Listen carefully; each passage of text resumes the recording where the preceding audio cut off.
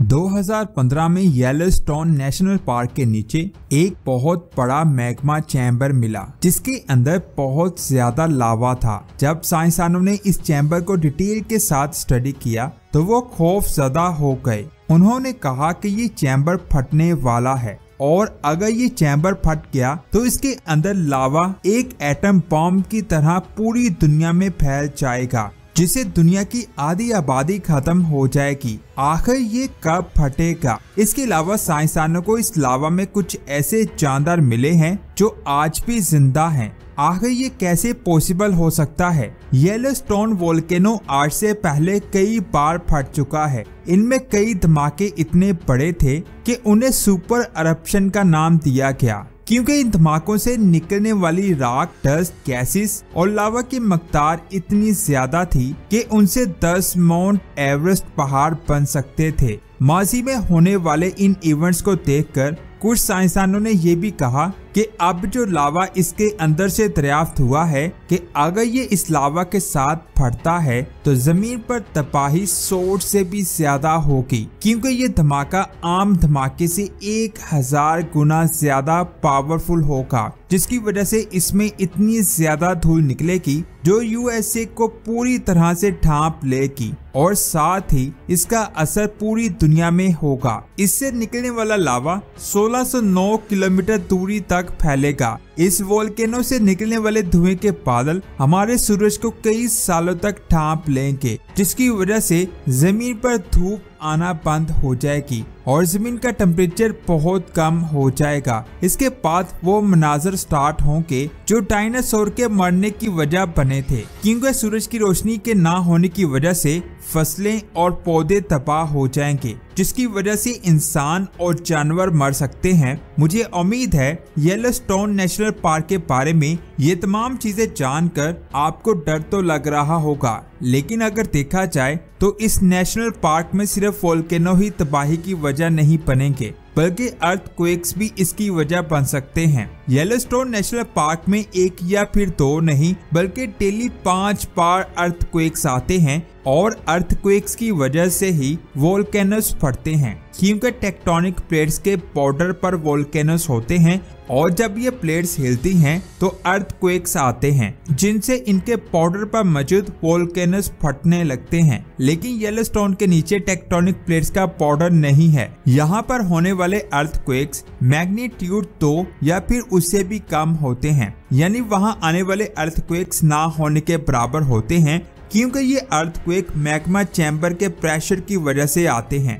यानी वहाँ पर सीन उल्टा है। अर्थक्वेक्स की वजह से वोल्केनो नहीं फटते बल्कि वोल्केनोस की वजह से अर्थक्वेक्स आते हैं। ये अर्थक्वेक्स मैग्मा चैम्बर से निकलने वाली गर्मी और थर्मल प्रेशर को कंट्रोल में रखते हैं। इसका मतलब ये हुआ कि अगर ये अर्थक्वेक्स ना आए तो जमीन के नीचे प्रेशर बहुत ज्यादा बढ़ता जाएगा, जिसकी वजह से हमारी जमीन फट सकती है। कुछ लोगों का कहना है कि ये वोल्केनो अर्थक्वेक्स की वजह से ही फटेगा, लेकिन अगर साइंटिफिकली देखा जाए तो ये बिल्कुल भी सच नहीं है। और जिसे हम येलोस्टोन सुपर वोल्केनो कह रहे हैं जो मास एक्सटिंक्शन कर सकता है, वो असल में सुपर वोल्केनो नहीं है क्योंकि इसके नीचे मिलने वाले मैग्मा चैम्बर में सिर्फ 5 से 15% लिक्विड मैग्मा मिला है और बाकी सब जमे हुए पत्थर हैं और ये एक आम वोल्केनो से थोड़ा सा बड़ा है। अगर ये वोल्केनो फटता है तो तबाही तय है। अगर इसके मैग्मा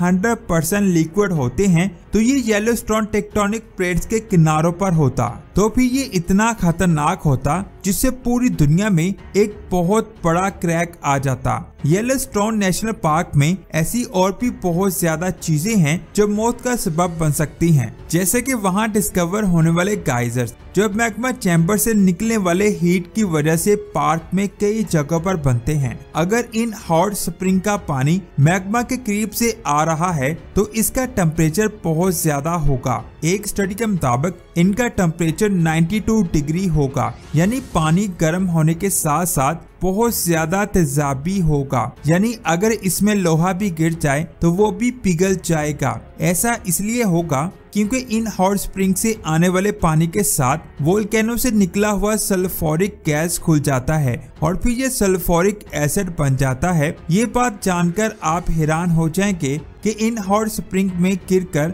बहुत ज्यादा इंसान मर भी चुके हैं। हॉट स्प्रिंग के अलावा गाइजर्स भी होते हैं जो जमीन से निकलने वाले फव्वारे हैं। ये बहुत ज्यादा गर्म होते हैं। जब जमीन के नीचे मौजूद पानी जमीन की दरारों से गुजरकर मैग्मा चैम्बर के पास पहुंचता है तो उसका टेम्परेचर इतनी तेजी से बढ़ता है कि वो जमीन को चीरते हुए इसे बाहर निकल आता है, जिसका टेम्परेचर 135 डिग्री होता है। ये हॉट स्प्रिंग से भी ज्यादा खतरनाक है, लेकिन फिर भी यहाँ पर हर साल 40 लाख से भी ज्यादा लोग घूमने के लिए आते हैं। सोचने वाली बात यह है कि आखिर इतनी ज्यादा खतरनाक जगह पर लोग क्यों आते हैं। तो मैं आपको बता दूं, यहाँ लोगों को खूबसूरती और एडवेंचर दिखाई देता है, वो भी एक साइंसदान मिस्टर रिक की तरह। ये 26 साल तक इस पार्क के रिसर्च जियोलॉजिस्ट और फुल गाइजर एक्सपर्ट थे। इस पार्क में उनकी सबसे फेवरेट चीज और फेथफुल गाइजर है। वो इस पार्क के तमाम गाइजर्स को इतनी अच्छे से जानते हैं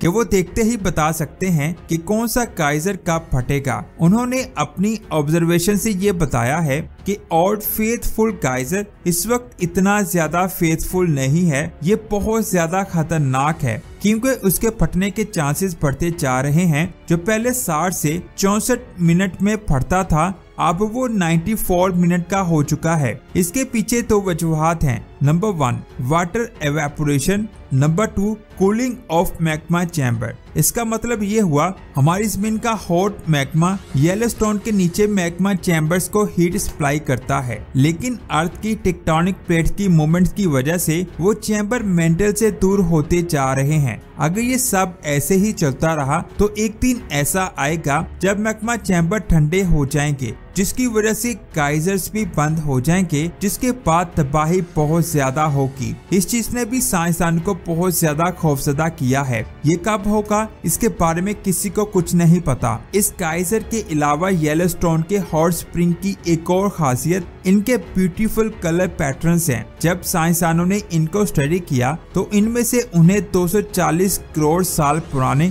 थर्मोफिलिक एसिड माइक्रो ऑर्गेनिज्म मिले जो एसिड इन्वायरमेंट में रह रहे थे। ये छोटे जानदार इस गर्म स्प्रिंग को अपना खूबसूरत कलर देते हैं। इन्हीं छोटे जानदारों में से थॉमस ब्रॉक और उनके स्टूडेंट ने एक ऐसी डिस्कवरी की जिसने मेडिकल साइंस की दुनिया को बदल कर रख दिया। इनको येलोस्टोन मशरूम स्प्रिंग नाम के एक हॉट स्प्रिंग से एक ऐसा जानदार मिला जो 150 डिग्री तक के टेम्परेचर में सरवाइव कर सकता है। साइंसदानों ने इसे थर्मस एक्वाटिक्स का नाम दिया, जिसके मटेरियल को हम आसानी से टेस्ट कर सकते हैं। हाल ही में इसके प्रोसेस को इस्तेमाल करके डॉक्टर्स कोविड-19 के एक्यूरेट रिजल्ट हासिल कर पाए, जिसकी मदद से आज हम कोरोना को खत्म कर पाए हैं। तो दोस्तों, ये थी आज की शानदार वीडियो। आपको कैसी लगी नीचे कमेंट करके जरूर बताएं। अगर वीडियो अच्छी लगी तो लाइक करने के साथ साथ इसे आगे भी शेयर करें।